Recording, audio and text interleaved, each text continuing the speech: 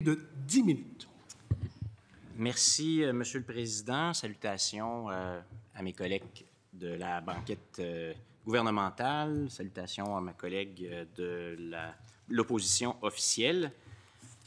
Merci à toutes les personnes présentes. 3 jours avant le scrutin fédéral de lundi prochain, et les périodes électorales fédérales peuvent être des moments où le Québec fait valoir de nouveau sa voix auprès des candidats au poste de premier ministre et auprès de l'ensemble des candidats à l'élection fédérale pour faire valoir sa voix autonomiste, pour dire c'est un moment où on peut croire qu'on aurait l'oreille attentive des candidats, notamment du premier ministre du Canada, une écoute, disons, proactive et une volonté de répondre positivement. Hein, parce qu'on dit, bien, si vous voulez avoir les votes des Québécois, il faut répondre de manière positive aux demandes du Québec. Eh bien, c'est intéressant parce que l'Assemblée nationale a fait valoir 2 fois sa voix unanime dans les derniers jours.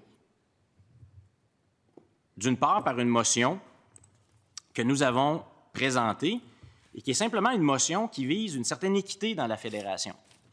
Parce que maintenant, tout le monde est au courant, la taxe carbone a été suspendue par le premier ministre du Canada, Mark Carney.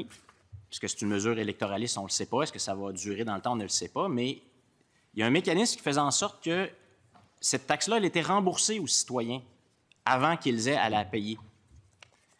Et là, ce qu'on sait, c'est qu'il va quand même avoir des chèques pour 3,75 milliards de dollars qui vont être envoyés partout dans le reste du Canada, mais pas au Québec, parce que nous, on a un autre régime.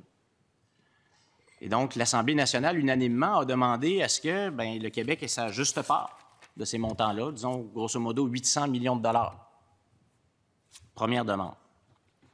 La deuxième, c'est un mécanisme que le ministre de la Justice a déclenché, dit-il, un mécanisme original pour des modifications bilatérales de la Constitution pour que le Québec ait une voix minimale à faire valoir dans la nomination des juges des cours supérieures du Québec.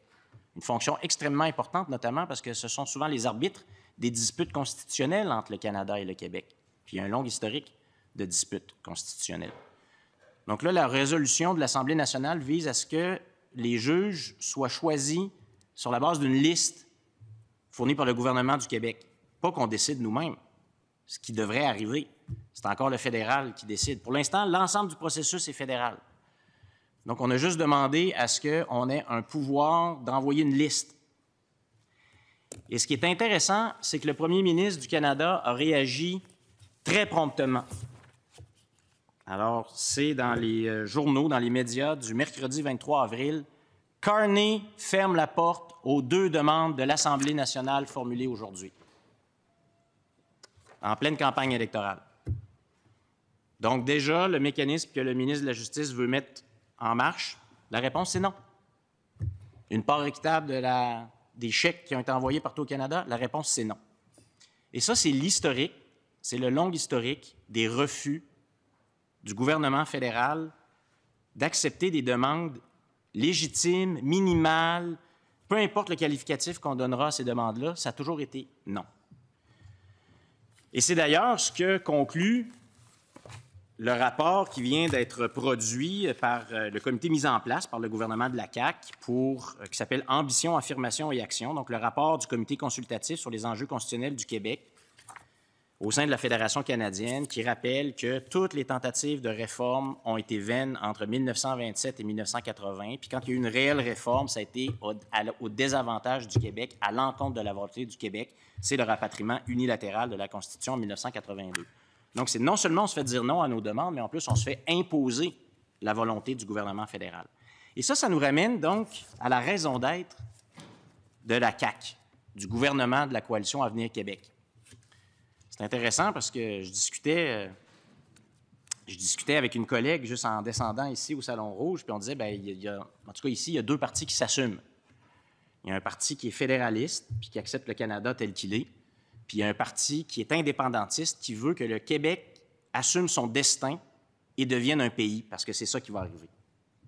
On a besoin de ça pour être capable d'exercer l'ensemble de nos pouvoirs. Bien, il y a un parti qui est... Bon, peu importe. Mais il y a un gouvernement, lui, qui ne s'assume pas. Parce que la raison d'être de sa fondation ne fonctionne pas. C'est pour ça qu'ils ne peuvent pas s'assumer.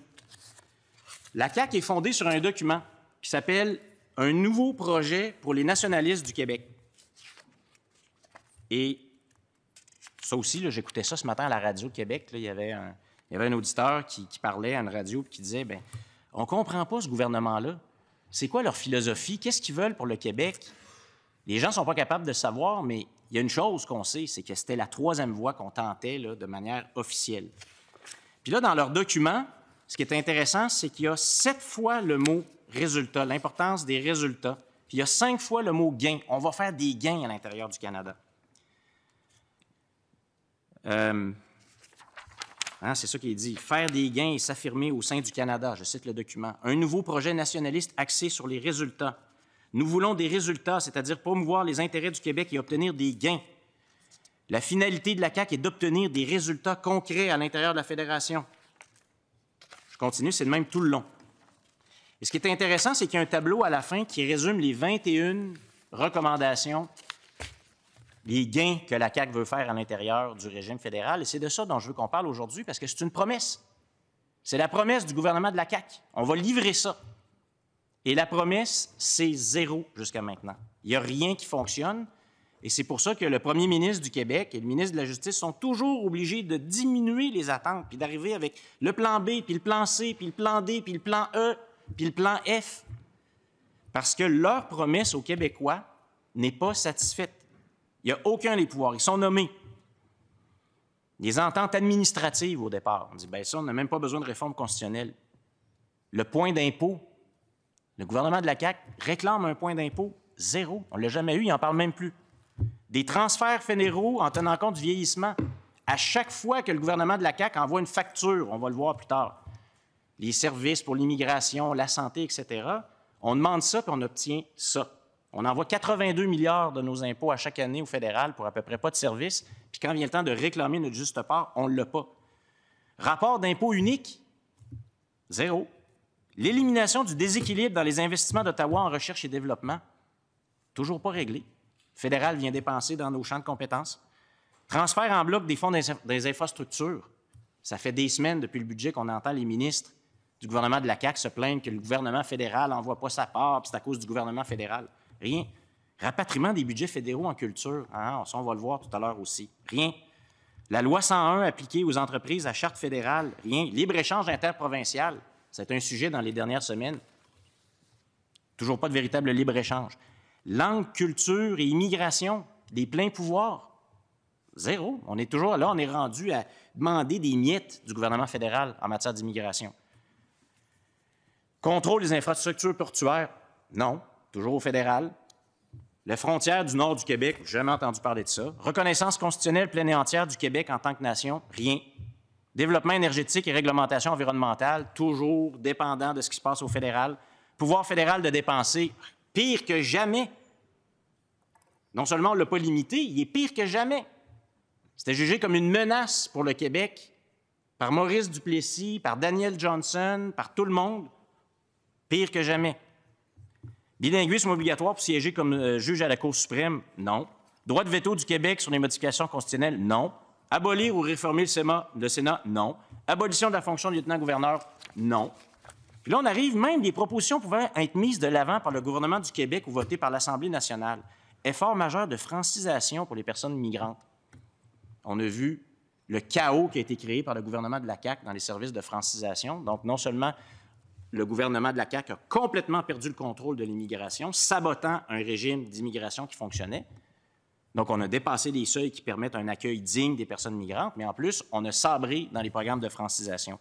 Projet Saint-Laurent. Qui a entendu parler de ça dernièrement, le projet Saint-Laurent du gouvernement de la CAQ? Aux oubliettes, dans les filières D. Juge québécois à la Cour suprême nommé sur proposition de l'Assemblée nationale. Je termine par ça, parce qu'aujourd'hui, on est rendu, comme je disais, là, le plan D, B, C, D, E, F. Là, on est rendu à réclamer un pouvoir de participation à la nomination des juges des cours supérieures et on s'est fait dire non. Alors, c'est ça le bilan du programme de la CAQ en matière de réforme à l'intérieur du régime fédéraliste.